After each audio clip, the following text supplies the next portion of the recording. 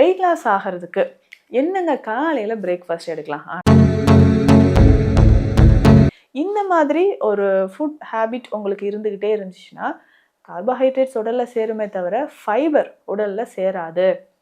உடலில் நார்ச்சத்துக்கள் இல்லாததுனால நம்ம உடலில் நிறைய பாதிப்புகள் ஏற்பட்டு நம்ம ரத்தத்திலையும் கழிவுகள் சேர ஆரம்பிச்சிடும். ஸோ கண்டிப்பாக நான் சொல்கிற இந்த விஷயத்தை, இந்த இட்லியை இந்த மாதிரி செஞ்சு சாப்பிட்டு பாருங்கள். அதுக்கு சைட் டிஷ் என்ன எடுத்துக்கலாம் அதுவும் நான் சொல்கிறேன்.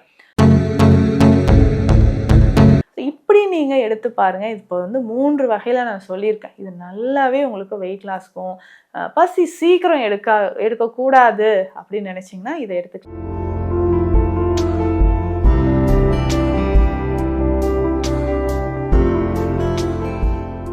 வணக்கம், நான் டாக்டர் நித்யா, சித்தா ஃபிசிஷியன். இந்த பதிவில் நம்ம எதை பற்றி பார்க்க போகிறோம்? ஒவ்வொரு பதிவிலும் சித்த மருத்துவத்தில் சித்தர்கள் சொன்ன முக்கியமான உணவு முறைகளாக இருக்கட்டும், மூலிகைகள் எல்லாமே நம்ம பார்த்துட்டு வரோங்க. ஸோ இந்த பதிவில் நம்ம பார்க்கக்கூடிய முக்கியமான ஒரு விஷயம், அதாவது உணவு முறை தான். வெயிட் லாஸ் ஆகிறதுக்கு என்னங்க காலையில் பிரேக்ஃபாஸ்ட் எடுக்கலாம். ஆனால் இட்லி தோசை தான் எனக்கு ரொம்ப பிடிச்சிருக்கு. வெயிட் லாஸ் ஆகிறதுக்கு இந்த இட்லி மாதிரியே ஏதாவது சொல்லுங்களேன், ஆனால் அது ரொம்ப ஹெல்த்தியாக இருக்கணும், கிட்ஸ் எல்லாருக்குமே இது பிடிச்ச மாதிரி இருக்கணும் அப்படின்னா அது எந்த மாதிரி அந்த இட்லியை ஹெல்த்தியாக நம்ம ரெடி பண்ணலாம்? ஸோ பொதுவாகவே பார்த்தீங்கன்னா இன்றைக்கி இட்லி தோசை மாவு அப்படின்னு சொல்லும்போது இட்லினாவே நல்லா வெண்மையாக இருக்கணும்னு நம்ம எல்லாருக்குமே அது பார்த்தா தாங்க இட்லி மாதிரி இருக்கும் அப்படின்னு நினைக்கிறோம். இதில் முக்கியமாக என்னென்னா அந்த மாவுச்சத்து உடலில் அதிகமாக நீங்கள் எடுக்க சுகர் லெவல் இன்க்ரீஸ் ஆக ஆரம்பிச்சிடும். ஸோ உங்களுடைய ரத்தத்தில் சர்க்கரை அளவு அதிகரிக்கும். அதிகமான மாவுச்சத்து. காலையில் இட்லி தோசை தாங்க சாப்பிட்றோம், மதிய நேரத்தில் நல்லா ரைஸ் எடுத்துக்கிறோம், கொஞ்சமாக காய்கறிகள் எடுத்துக்கிறோம், இரவு நேரத்தில் திரும்பவும் இட்லி தோசையை நான் எடுத்துக்கிறேன். இந்த மாதிரி ஒரு ஃபுட் ஹேபிட் உங்களுக்கு இருந்துக்கிட்டே இருந்துச்சுன்னா கார்போஹைட்ரேட்ஸ் உடலில் சேருமே தவிர ஃபைபர் உடலில் சேராது. உடலில் நார்ச்சத்துக்கள் இல்லாததுனால நம்ம உடலில் நிறைய பாதிப்புகள் ஏற்பட்டு நம்ம ரத்தத்திலையும் கழிவுகள் சேர ஆரம்பிச்சிடும். அப்போது வெயிட் லாஸ் பண்ணோன்னா கொஞ்சமாவது நம்ம இந்த சிறுதானியங்களோ இல்லை வெஜிடபிள்ஸில் இருக்கக்கூடிய நார்ச்சத்து நிறைந்த உணவுகளோ நம்ம எடுத்துக்க நல்லாவே நமக்கு வெயிட் லாஸ் ஆகும். ஸோ கண்டிப்பாக நான் சொல்கிற இந்த விஷயத்தை, இந்த இட்லியை இந்த மாதிரி செஞ்சு சாப்பிட்டு பாருங்கள். அதுக்கு சைட் டிஷ் என்ன எடுத்துக்கலாம் அதுவும் நான் சொல்கிறேன். ஸோ இதுக்கு முக்கியமாக பார்த்திங்கன்னா முதல்ல இந்த கருப்பு கவுனி அரிசி. இந்த கருப்பு கவுனி அரிசி அப்படின்னு சொல்கிறது பல விஷயங்களுக்கு நமக்கு நன்மை தரக்கூடியதுங்க. உங்களுக்கு எலும்பு சம்மந்தப்பட்ட பிரச்சனை இருக்குது, கொலஸ்ட்ரால், வெயிட் லாஸ் பண்ணணும், கல்லீரல் தொடர்பான பிரச்சனை, இன்ஃபெர்டிலிட்டி இஷ்யூஸ் இருக்குது. ஏன்னா அந்த குழந்தையின்மை பிரச்சனை இருக்கிறவங்களுக்கு நம்ம டயட் சார்ட் நோட் பண்ணி கொடுக்கும்போது இதுதான் சொல்லுவோம். கருப்பு கவுனி அரிசியில் தினம்தோறும் நீங்கள் 2 பேருமே, ஹஸ்பண்ட் ஒய்ஃப் 2 பேருமே அந்த அரிசியில் செஞ்ச உணவை ஒரு நாளைக்கு ஏதாவது ஒரு வேளையாவது நீங்கள் ஆட் பண்ணிக்கோங்க. இதனோட மாப்பிள்ளை சம்பா அரிசியும் ஆட் பண்ணிக்கோங்கன்னு நம்ம சொல்லுவோம். ஸோ அந்த மாதிரி இந்த கருப்பு கவுனி அரிசியை நல்லா ஊற வச்சு அதில் நம்ம உளுந்து சேர்த்து வெந்தயம் சேர்த்து மாவாக அரைச்சி நீங்கள் இட்லி எடுத்துக்கலாம். அவ்வளோ நன்மை இதில் இருக்குங்க. இட்லி பார்க்குறதுக்கு நல்லா ப்ரௌன் கலரில் இருக்கும், ஆனால் சாஃப்டாக இருக்கும், சாப்பிட்றதுக்கு டேஸ்டியாக இருக்கும், ஹெல்த்தியாக இருக்கும். இதை நீங்கள் ட்ரை பண்ணி பாருங்கள். எப்படின்னா வழக்கமாக நீங்கள் அரிசிக்கு பதிலாக இந்த கருப்பு கவுனி அரிசி, ஸோ உளுந்தும் அரிசியும் தனித்தனியாகவே நீங்கள் ஊற வச்சுக்கோங்க. ஏன்னா கருப்பு கவுனி அரிசி ஊறுறதுக்கு கொஞ்சம் டைம் எடுக்கும், 6 to 7 hours ஆகுங்க. அந்த நேரத்துக்கு நீங்கள் ஊற வச்சுக்கோங்க. அதே மாதிரி உளுந்து, இப்போ உளுந்து அப்படின்னு எடுத்துக்கும்போது நீங்கள் தொலியோடு இருக்கக்கூடிய உளுந்து ஊற வச்சிங்கன்னா இன்னுமே நல்லது. அப்போ இதுக்குமே நமக்கு டைம் கொஞ்சம் ஒரு 7 hours கிட்ட எடுத்துக்கும். அதனால் நல்லா ஊற வச்சுட்டு இதில் மாவாக செஞ்சு நீங்கள் இட்லி எடுத்துக்கோங்க.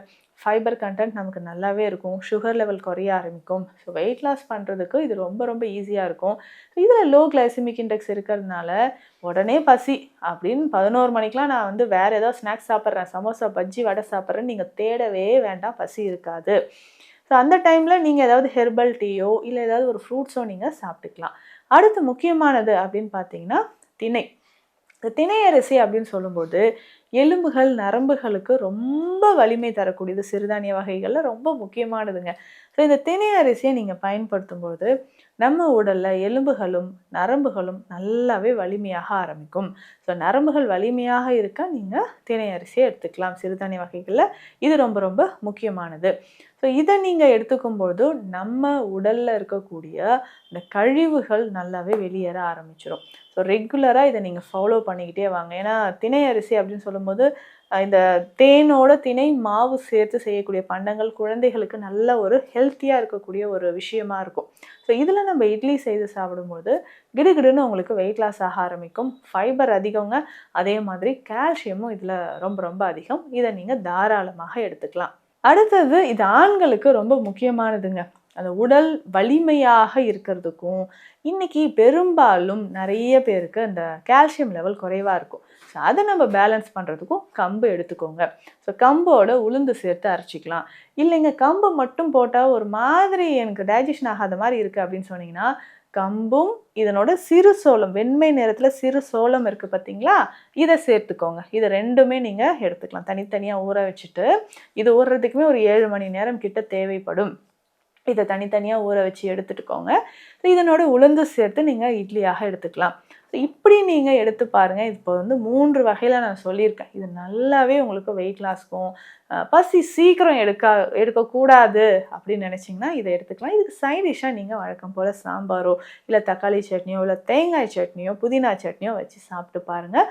நல்லாவே டேஸ்டியாக இருக்கும், ப்ளஸ் ஹெல்த்தியாக இருக்கும். வெயிட் லாஸ் ஆக ஆரம்பிக்கும். சுகர் கொலஸ்ட்ரால் லெவல் நல்லாவே மெயின்டைன் ஆகும். ஸோ ஏன்னா நம்ம டயட் ஒவ்வொருத்தருக்கும் நம்ம ஸ்பெஷலாக சொல்கிறோம், டயட் சார்ட் நம்ம கொடுக்குறோம் இல்லைங்களா.